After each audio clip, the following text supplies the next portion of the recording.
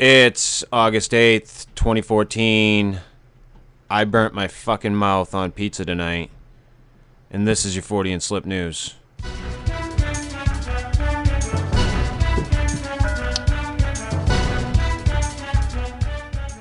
And from theguardian.com, those crazy UK folks are at it again. A man has been fined for pretending to be a ghost and other rowdy behavior in a cemetery. Hey, Matt. Anthony? Matt. Yeah. Ooga booga booga. Ooh. Ah! Well, how do you get fined for that? Ooh. Anthony Stallard pleaded guilty at Portsmouth Magistrates Court. God. What? Anthony Stallard pleaded guilty at Portsmouth Magistrates Court. It's Portsmouth. Portsmouth? It might be Portsmouth in the UK. No, that's how it's spelled. No, it's fucking Portsmouth. Speak like a fucking American. Portsmouth anyway, he pleaded guilty to using threatening or abusive words or behavior likely to cause distress. I'm gonna fucking kill you. Molestation. The court heard that the 24-year-old had been out drinking with friends when they went to Kingston Cemetery in Portsmouth, where they started to play football. Right. I'm assuming that's soccer, being in the UK and all. A Hampshire police spokesman said the witnesses complained to police about Stallard's rowdy behavior and his pretending to be a ghost. The witnesses reported the group engaging in rowdy behavior and one of them throwing their arms in the air and saying, "Woo," he said. See, I was right. I just guessed. I am really not understanding this. Stallard of Southsea, Hampshire was fined £35 and ordered to pay a £20 victim surcharge and £20 in costs. He also had an extra 3 months added to a conditional charge for previous harassment, which he was found to be in breach of, according to a Crown Prosecution Service spokesperson. A charge of causing criminal discharge to criminal damage to gravestones was dismissed. Yeah, it's okay to tear up the gravestone. This guy over here is fucking bothering me, governor. Like, what the hell? He's acting like a ghost. This is in a place where you can, like, beat the shit out of each other for a soccer match. Ooh. We don't have none of that. Ooh. Oh, jeez. Also from theguardian.com, fans of music history will have the chance to buy some unusual memorabilia in October, including some of Willie Nelson's hair and Buddy Holly's motorcycle. You can smoke and get high. You can scrape the resin off of it. The items are part of the estate of Waylon Jennings, which is holding an auction of around 2,000 items. Time out. Why does Waylon Jennings have Willie Nelson's hair? In case he needed something. In case he needed something to smoke. The estate of Waylon is holding the auction of around 2,000 items owned by the country singer who died in 2002. In Phoenix, Arizona, on October 5th, the Musical Instrument Museum will host the sale, according to the New York Times. Jennings' personal effects included a pair of Hank Williams cowboy boots, a set of braids formerly attached to Nelson's head, which were presented to Jennings at a party in 1983. Told you!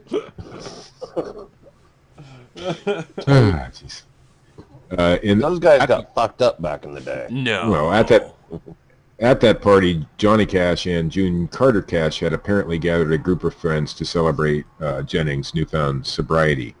I'm sure that was long-lived. We lost it again. Jennings himself sold much of his other memorabilia before his death. Curious parties were invited to Jennings' own home in Brentwood, Tennessee, to examine everything from concert postings to stage costumes, plus Jennings' gun collection and a 1974 Cadillac. And large amounts of cocaine. This caliber of sale doesn't come along every day, sale agent Bernice Denton told the Associated Press at the time. The auction is organized by Guernseys and will take place in Phoenix, Arizona on October 5th.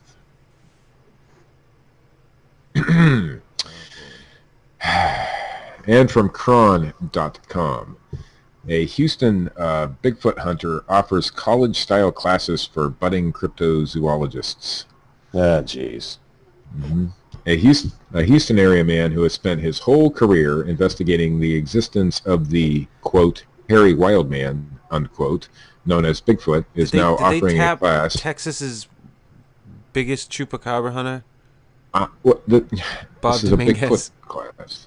So? It's a Bigfoot class. Well, Bob Dominguez is a Bigfoot hunter as well. Bob Dominguez is fucking learned in everything. I will remind you. What? Those that can do, those that can't teach. Ooh. There you go. Are you saying Bob can't? No, I'm saying Bob can. That's why he's not teaching the class. Oh. Yeah. Oh, all right. Well, I haven't read the whole story. Maybe he is. Me for a minute. Rob Riggs is the guy's name. He grew up right outside the creepy area known as Big Thicket Preserve. Riggs, you crazy motherfucker! 100 miles east of Houston.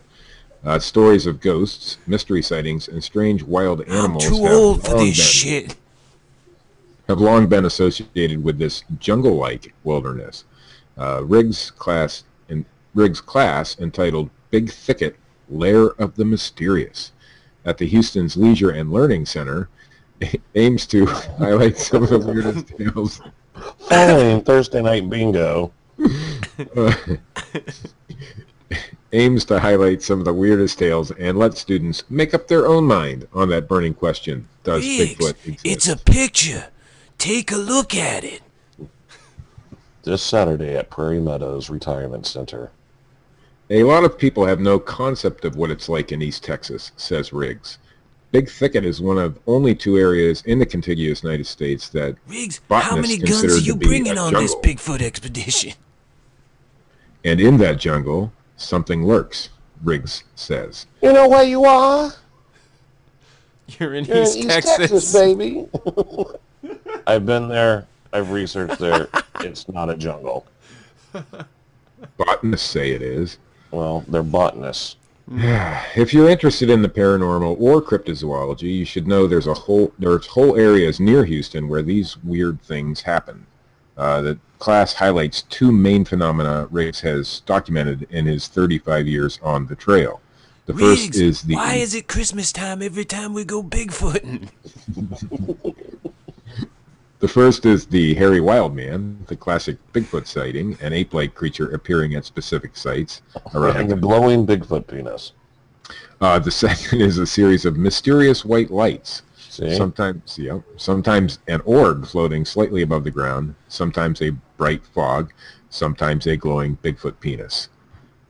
Riggs, why did you call that police officer Sugar Tits? So anyway, if you want to go to the class, the first two-day class will be held at the Leisure and Learning Center September 13th and September 20th, and it only costs a measly $75. Riggs, why do you hate the Jews? And that was our final story, fellas. That is the Fortean Slip News. I'm going to send this link to Bob Dominguez. Maybe he can go and, do a live report from the class or something. Are you serious? Yeah, probably not. Yeah, that's not going to happen. No. Not at all. It's worth a shot. Yeah, I can imagine that Bob would avoid that like the plague if he is at all like the man that I actually think he is instead of the guy that I try to portray him as on the radio. If if it's a money thing that keeps him out of there, I think the 3 of us could pull together Why? He's Mexican, so he's broke? 1/20th of what he what would is need that? to go. I didn't say anything about his heritage. Maybe if we parked a taco truck out front, he would show up. I'm sorry, Bob. You are not. Not in the least.